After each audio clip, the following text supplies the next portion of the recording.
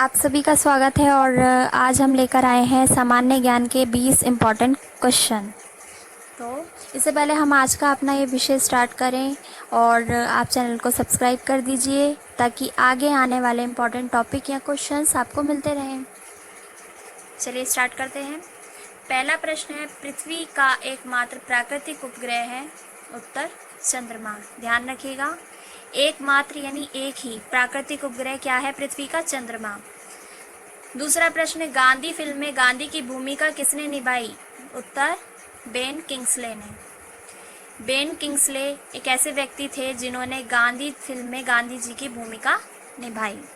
प्रश्न 3, शिक्षक दिवस कब मनाया जाता है? तो हम सभी को पता है, अभी कुछ दिनों पहले ही हमने शिक्षक दिवस मनाया भी है। तो ये मनाया जाता है 5 सितंबर को प्रतिवर्ष, ठीक है, और डॉक्टर सर्वपल्ली राधाकृष्ण के जन्म दिवस के उपलक्ष्य में। ये भी एक इम्पॉर्टेंट क्वेश्चन बनता है इसमें से। प्रश्न 4, जापान पर परमाणु बम कब गिराया गया था? तो उत्तर है 1945 में। पांचवा प्रश्न, भाखड़ा नागल बांध किस नदी पर बंधा है? तो ये किस नदी पर बना है? उत्तर सतलुज। यहाँ पे थोड़ा टाइपिंग मिस्टेक है लेकिन इसका सही आंसर है सतलुज। प्रश्न 6, भारत का राष्ट्रीय पुष्प क्या है? ये हम पहले भी पढ़ चुके हैं जब हमने राष्ट्रीय प्रतीकों के बारे में पढ़ा था। तो भारत का राष्ट्रीय पुष्प है कमल। प्रश्न 7, धनराज पिल्ले किस खेल से संबंधित हैं? तो धनराज पिल्ले जो हैं वो हॉकी खेल से संबंधित है, जो कि हमारा राष्ट्रीय खेल है। प्रश्न 8, संयुक्त राष्ट्र संघ यूएनओ की सुरक्षा परिषद में कितने स्थायी सदस्य हैं? यानी कि जो परमानेंट सदस्य हैं वो कितने हैं? किसमें? यूनाइटेड नेशन ऑर्गेनाइजेशन में कितने स्थायी सदस्य हैं? तो वो है 5। और यूएनओ का जो हिंदी वर्जन है वो क्या है?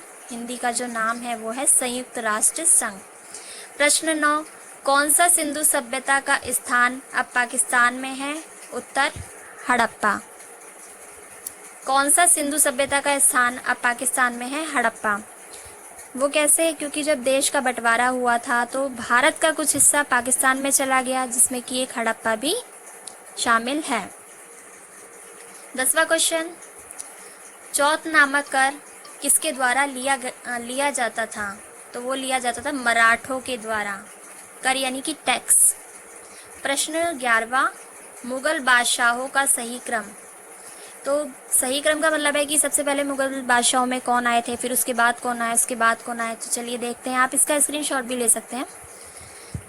पहले थे बाबर, हुमायूं, शेरशाह सूरी, इस्लाम शाह सूरी, हुमायूं, अकबर आजम, जहांगीर, शाहजहां ए आजम, आलमगीर, बहादुर शाह, जहांदार शाह, फर्रुखशियार, रफ़ीउल दर्जत, शाहजहाँ द्वितीय, द्वितीय यानी सेकंड, मोहम्मद शाह, अहमद शाह बहादुर, आलमगीर द्वितीय, शाहजहाँ तृतीय, शाह आलम द्वितीय, अकबर शाह द्वितीय और बहादुर शाह द्वितीय।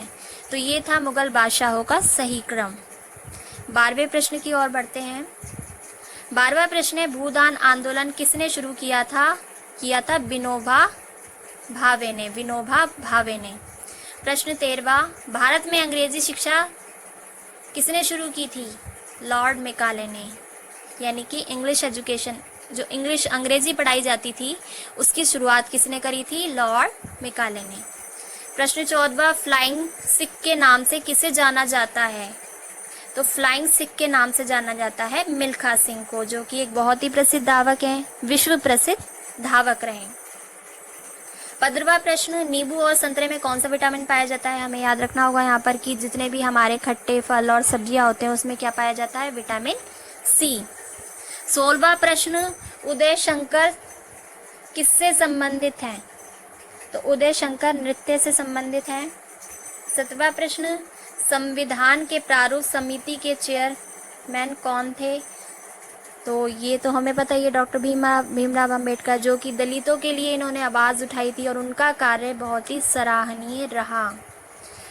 18वां प्रश्न, त्रिस्तरीय पंचायती राज व्यवस्था में, त्रिस्तरीय यानी कि 3 स्तर की पंचायती राज व्यवस्था, सर्वोच्च स्थान पर क्या होता है? तो सर्वोच्च यानी कि सबसे ऊपर कौन होता है? जिला परिषद। 19वां प्रश्न, लक्षद्वीप की राजधानी क्या है?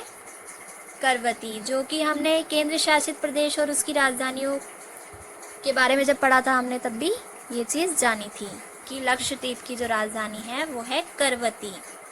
20वां प्रश्न हमारा है, श्रीलंका की मुद्रा का नाम क्या है? तो श्रीलंका की मुद्रा का नाम है रुपया। जैसे भारत की जो मुद्रा है उसका नाम है रुपया, तो श्रीलंका की मुद्रा जो है उसका भी नाम है रुपया। तो आई होप आज के जो ये 20 क्वेश्चन है आपको पसंद आए होंगे, बहुत इंपॉर्टेंट है और हम आगे भी इसको बढ़ाएंगे, आगे भी कंटिन्यू करेंगे। तो इसलिए आप चैनल को सब्सक्राइब करें, ज़रूर करें। एंड थैंक यू, धन्यवाद।